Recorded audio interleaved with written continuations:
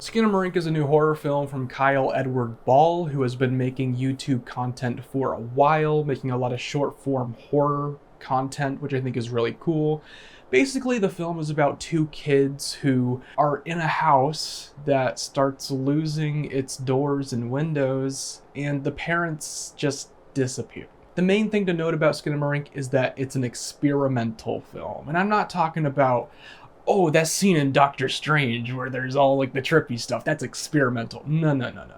I'm talking about avant-garde, experimental, abstract films where there isn't necessarily a plot or characters or any of the conventional things you would find in anything you would find at a multiplex.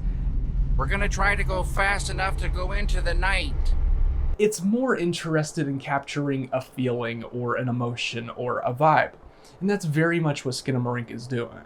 And that's not to say that there isn't a story, because all the pieces are there, kind of like the Lego pieces are scattered throughout the movie.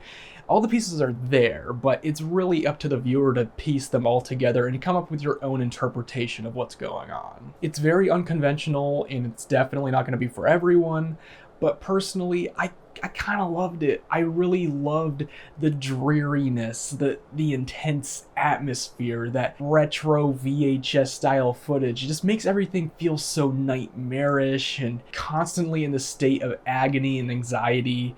Something that I found to be quite intoxicating and hypnotic. It's been so long since I've gone to a horror film in the theater and had to just cover my eyes because I just had no idea what was coming, when it was coming, and yeah, it all over the place, and it unsettled me. I'm coming day and night. I mean, it's terrific, right? Skinamarink is going for a very specific narrow vision that is not going to be for everyone, because it's very low res, very nightmarish, very creepypasta-esque.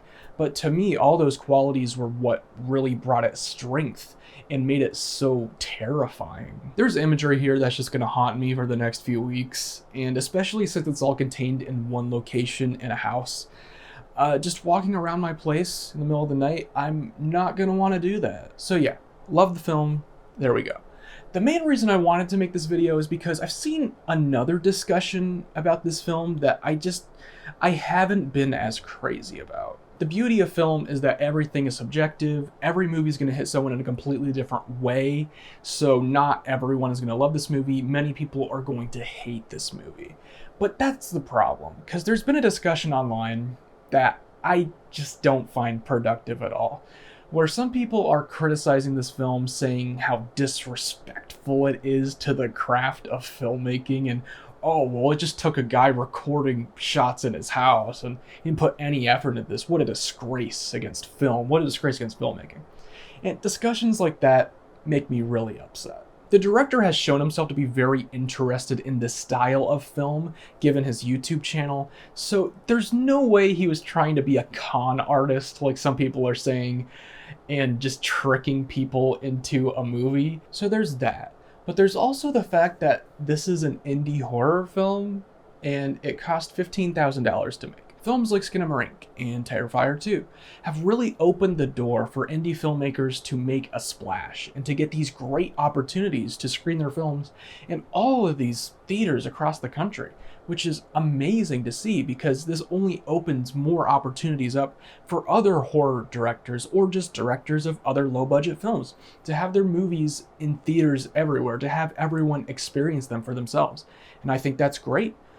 But to criticize a movie like this on such a level, and to just call it a con and a disgrace against filmmaking, it's not a productive conversation.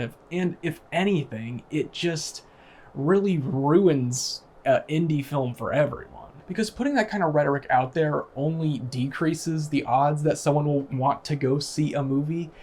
And even though this film has proved to be very polarizing, there could be people who are potentially terrified by it, who just don't go see it because people are saying how awful and disgraceful it is. And I hate that conversation.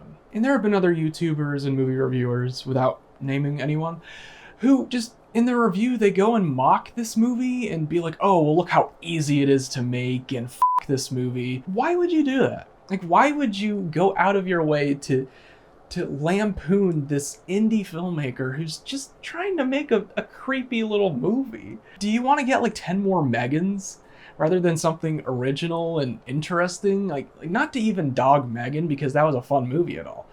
But if we're gonna criticize indie horror like this, we're not gonna get more of it. Because even if you don't like this one, there are gonna be so many opportunities given to other indie directors who might make something that you love, that, like, I loved this film. Well, me personally, I loved this film. And it's just a shame to see people criticizing this poor film, because it's really good. I just don't like seeing indie filmmakers get bashed like this when it's really not necessary. And at the end of the day, if you didn't like the movie, that's perfectly fine. It's not your cup of tea. It's an experimental, weird horror film. Totally understandable. But to go out of your way to say that, like, f*** this movie and that it's just garbage and to mock it, that's when I am not a fan of criticism, because I do value film criticism. I do think everyone is entitled to their opinion of a film. But to mock a film, and especially one on this level, I don't like that. And that's where I draw the fucking line. So even if you do hate Skinamarink, I do think it's a film worth seeing, because you're supporting indie film, which is amazing, and you're encouraging more of this. You are encouraging more potential filmmakers, not con artists, more filmmakers to get their work out there and seen, and that's a beautiful thing. I know this video wasn't as jokey as usual. I just felt very passionate about this after seeing some reviews and reading some comments. I really wanted to get my voice out there about this. I really think you should go give Skinamarink a chance in theaters. It's also streaming on Shudder in a few weeks, so if you don't catch it in theaters, you can watch it there. And give it a chance. Give this guy your support, and maybe his next film will be something that's more accessible. Maybe it'll be more of this. Either way, I think it'll be interesting.